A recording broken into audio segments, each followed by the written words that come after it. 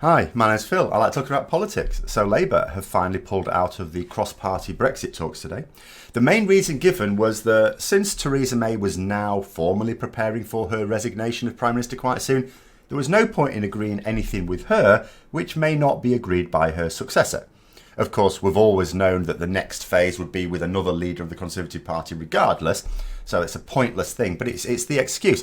And although the way the talks have ended doesn't prove my point of view, I think it does reinforce the view that I gave in a video when the talks began, that Labour was engaged in them in an attempt to avoid any blame for what's to come next, and that the Conservatives offered them to try and shift some blame onto Labour as well. But of course it would have been impossible for Labour to avoid blame completely if they came to any agreement. And I know many Labour supporters were saying that Corbyn should never have taken part in these talks, but I disagree. He had to. Not because it was a chance to bring some sanity to the Brexit process. That was never going to be possible. And if it were, Corbyn is hardly the person to guide to saner shores. No, he'd made a big play of how Theresa May should have engaged with other parties during the Brexit process. So when she finally offered just that, he could hardly say no, at least not more than once. That would have allowed May to pin the blame of a chaotic Brexit squarely at Corbyn's feet. So he had to take part, and he had to pretend that discussions were open and with a spirit of compromise, but in reality ensure that they failed. And to do that, all they had to do was be patient and wait for May's party to assassinate her, which they have duly done. But a curious revelation came on the day of the talks, or the end of the talks rather, today. Theresa May apparently sent a proposal to Jeremy Corbyn to force through a form of Brexit before the summer.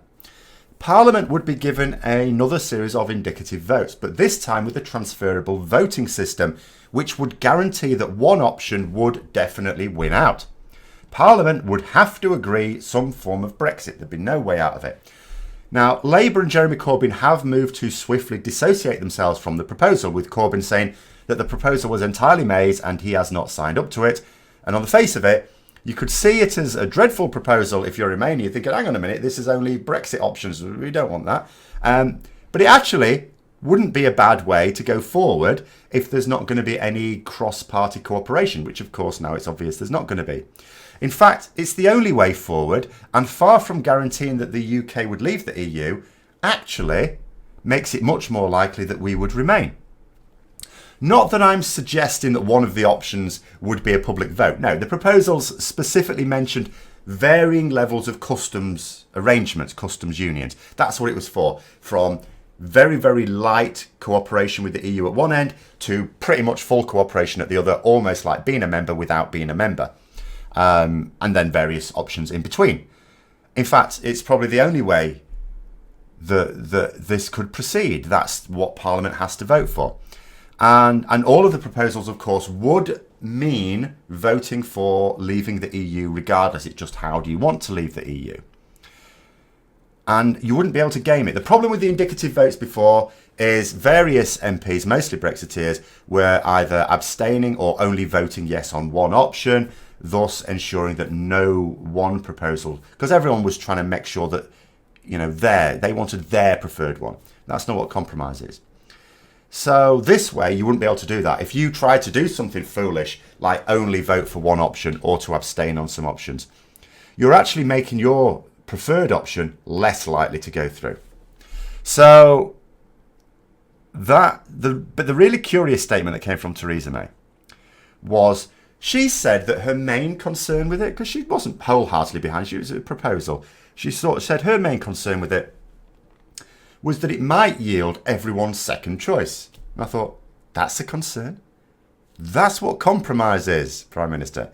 That is, I've long suspected, despite the fact she keeps calling on everyone else to compromise with her throughout this process, I've long suspected she doesn't actually know what the word means, and that seems to confirm it to me.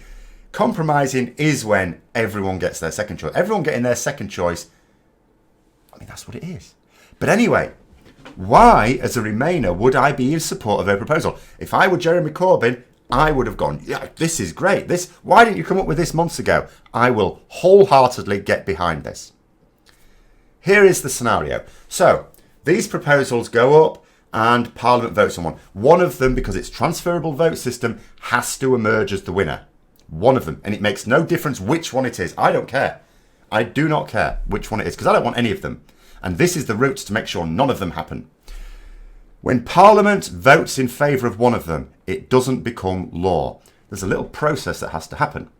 First of all, any bill, once it's had its first reading and it's got through, needs a second reading. And then there's a third reading, and then it goes to the House of Lords, and there's readings there as well, same sort of thing. Only that can take longer, because as we saw with Yvette Cooper's bill, which she rushed through the whole House of Parliament in 3 days flat, which is most unlike a bill, it took most time in the Lords because they don't have time limits on raising various objections. And then it comes back to the Commons for final approval, and then it's signed into law. So there's a few hurdles to jump. Now here's what happens. You can't amend a bill for its first reading. The person who proposes the bill, it's their bill, Parliament votes on it, yay or nay. If they vote yay, then it goes through to its second reading. At the second reading, you can put forward amendments. Now let me think, what sort of amendment would a Remainer like to see? Oh, I know, a public vote. You make the result contingent on the public voting in favour of it. Otherwise, it doesn't happen. So you're like pre-approving it for law. And that's the difference between a non-binding referendum, which is what we had with the original Brexit one, and a binding one where Parliament has already basically written the bill. It's sort of in law. It's just required to trigger it, that public vote, and then it can happen automatically without any further votes in Parliament. So that's what you would do. So what happens is at the second reading, the various amendments are debated very briefly, well, within time limits at any rate, and then MPs vote on those amendments. Now, if MPs vote in favour of the amendment to put it to a public vote, and let's face it, Remain or Leave, you can have no objections to that, because if you genuinely believe that the majority of people want to leave, you have got nothing to fear from another public vote.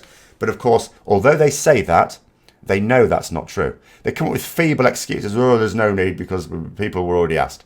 People are asked about things all the time. People are asked about who should be sitting in Parliament all the time. People are asked who should sit on their local councils all the time. People are asked who should sit on the European Parliament all the time. Why should this be any different? It doesn't matter. So MPs would presumably vote for it because they've got no objection to it. But let's say they didn't. Doesn't matter. Because then the MPs who wanted the public vote simply withdraw their support. So at the second reading, no amendments go through. Because what happens is if one or more amendments go through, then what you're voting on in the second reading is the amended bill, which is different. And then MPs vote, if they vote in favour of that, then there's a third reading over to the Lords. If that amendment doesn't go through, even if other amendments go through, all those pro-EU MPs simply say, well, we're not voting for it now. And it gets defeated at the second reading. Back to square one. That's fine. Nothing ventured, nothing gained. So this proposal from Theresa May is actually a way of her offering a public vote without her offering a public vote. I'd have snapped it up. But of course, Jeremy Corbyn doesn't want a public vote. That is the problem. So anyway, I hope you found that video interesting. If you did, don't forget to click the like button, subscribe for further content. And until next time, I'll see you later.